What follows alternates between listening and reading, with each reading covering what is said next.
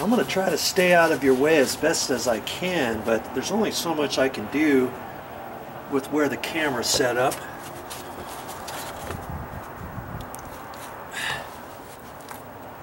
Go from screw to screw. This was low from before, right in there. Remember? Man, I almost got it with just that.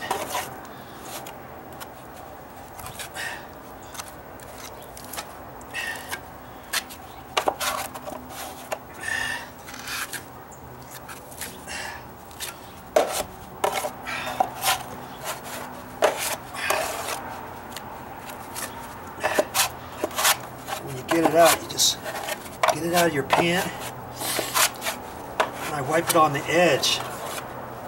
Take it,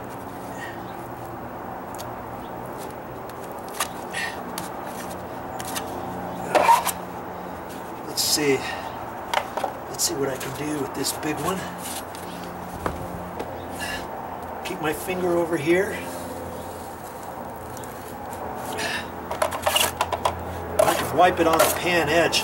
Now see, over here, because I'm going this way, I have to try to put my finger over to the left so I can put more pressure on the left hand side.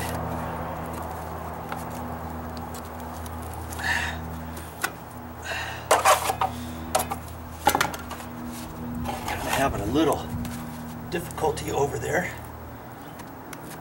because I'm used to pulling it the other direction.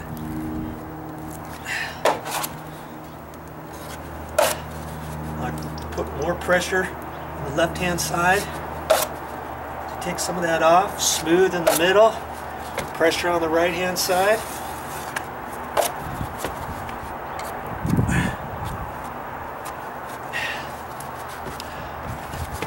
That looks pretty bueno.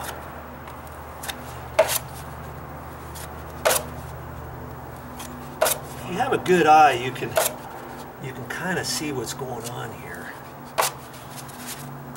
Like just hold my knife right in like that.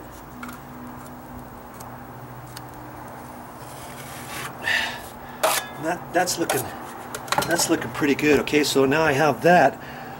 I'm not gonna really put any more over there for that right now. I'm just gonna see what I can do right in here. So I want to get it from the knife from here up to there, okay? Like in there. Now I can get that right in the gap where I need it. And I can put it in like that for the excess. This is already drying up in my pan. I gotta kind of hurry. I just had a little extra. I guess I shouldn't do that, should I? Okay, just have a little bit here, so go around the edge.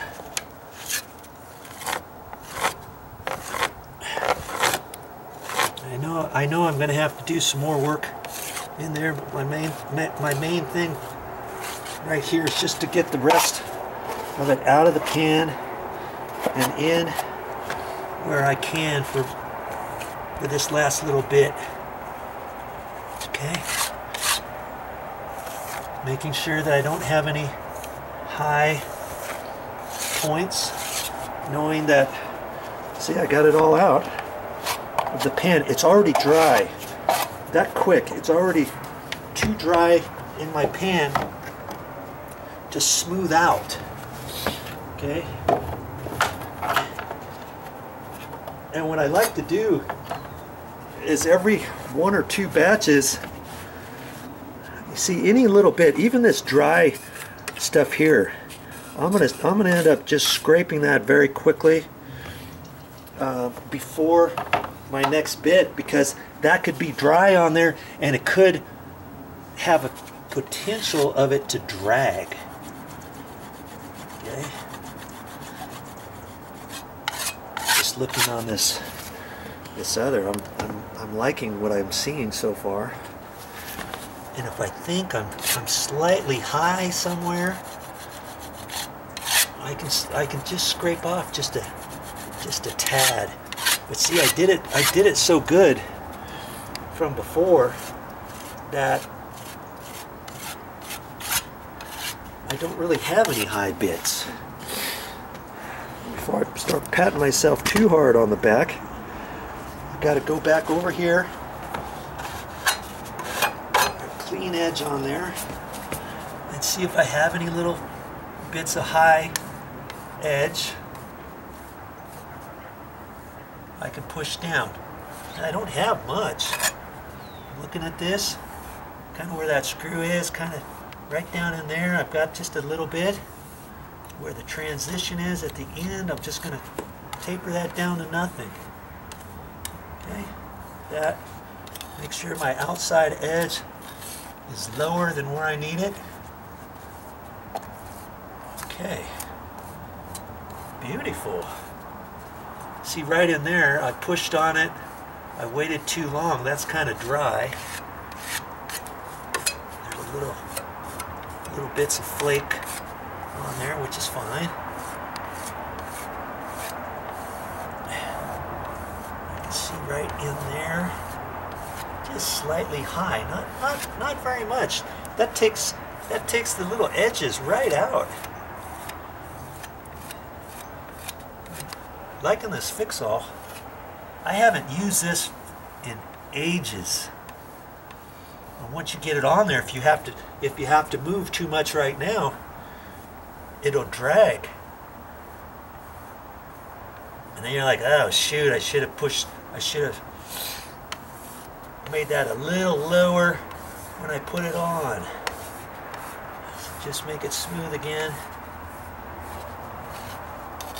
I'm good. I'm liking that. I'm liking that a lot. Okay. Now this time, I'm not going to mix up as much in my pan. I'm going to end up probably doing 1/4 of the pan. That way I can put it all on and I can kind of mess with this. This is going to take me a little bit longer to just put a little bit on. You see what I mean? If I mixed up 1/3 of the pan or half the pan, there's no way I'm going to be able to get it all on before it starts drying. Okay? So I'm going to spend a little more time on all of these low bits in the back, and that's why I'm not going to mix up as much. If I have any extra, then I know I can go back on the big wide areas, and I'll probably take my 6" and put some on there, and then I can use this whole area to flatten out anything that's still in here. I don't necessarily, at this point, I don't know if I'm going to use my 10" anymore on this step, but we'll see, because overall I've got enough on there. My angle's pretty much set, and so I could do the rest probably with my 6" and my 3". We'll see. Okay, time to mix up some more. I probably should have mixed up a little bit more than that. It's kind of a guessing game once you get down here.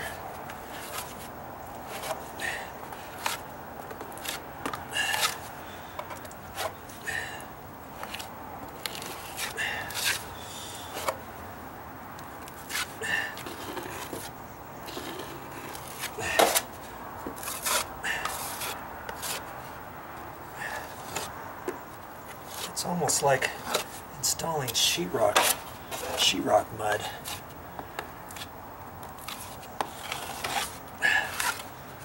See, like I said, this time it's going to take a little bit longer. See, so when I grab it, I want to grab it off a lot on that side, and then I just wipe off a little bit of the edge. Grab it like that, wipe that little edge off, and get it in there. I can do it flat like that, come back.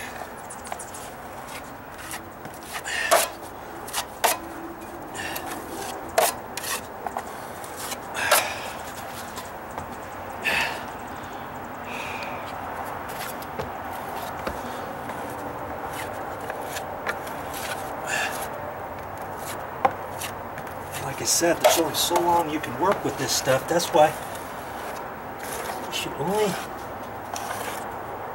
think about mixing up what you can put down, and you'll start figuring that out once you start using this stuff. You see there? I'm right at the same angle and everything. I don't have much left in my pan, which is good because it's almost dry. It's still workable.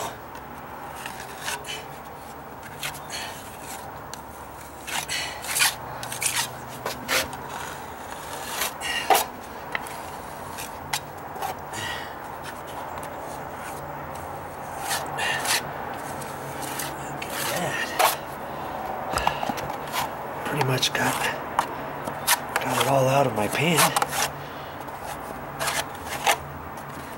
Okay. I can wipe it there, grab it like that, put it on.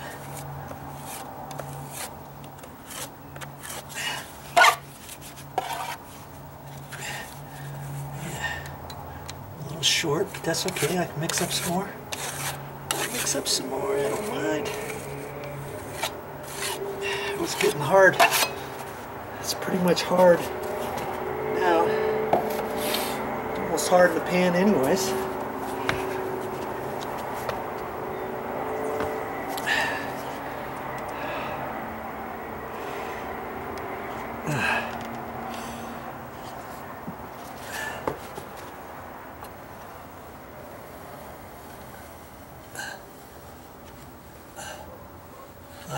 I got some on the riser. I'm just going to leave that alone until this dries. Then I can lightly scrape it off. I see in this corner the screw is high. I can see the whole screw head over here, so I know I've got to put it a little bit more on there. I kind of figured that. You get up next to the edges. I kind of figured that was going to happen. But that's okay, because it'll be easy to finish that off. Just fill up a little bit. Once this just sets up, it only has to set up a few minutes. Once I mix up the next batch, I could put it basically right on top of here. Okay, I'm liking that.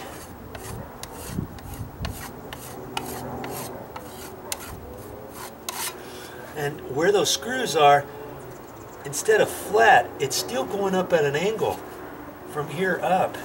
So as I filled that in, I had to be mindful of that. That's why initially I started with this one, and I can use this one next time after I put a little bit on there, and then just go right over that. Oh yeah. This is drying good. I don't see any pop marks on here like the other. This Fix-All is working good. I should have used this before even trying the Durham's Rock Hard Water Putty. I will know now in the future, and so will you. Durham's Rock Hard Water Putty, that's for small little holes. That's for doorknob holes, old hinge locations. Gouges in a sheetrock wall, you know, different things kind of like that, or something where the sheetrock, the stucco patches that I was doing, and once you put it on there, it hardens up and you can kind of shave it off and contour it and stuff. And I think you could do this with the Fix-All too. this fix-all pretty much acts like the Durham's rock hard water putty, but if I had the choice, and I'm doing small little patches, I would probably prefer using the rock hard water putty rather than the fix-all. But this fix-all is working excellent for these stairs and for smoothing out floors, contouring. If you're butting up two floors together and one slightly off, let's say I did a remodel years ago, and the guy was helping.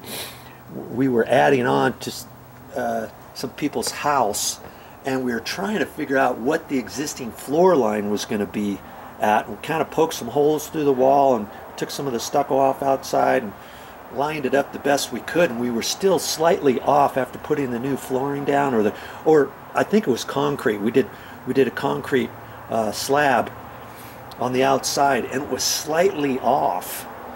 And the guy that I was working with, he took the fix-all and he did just like this. He tapered that out.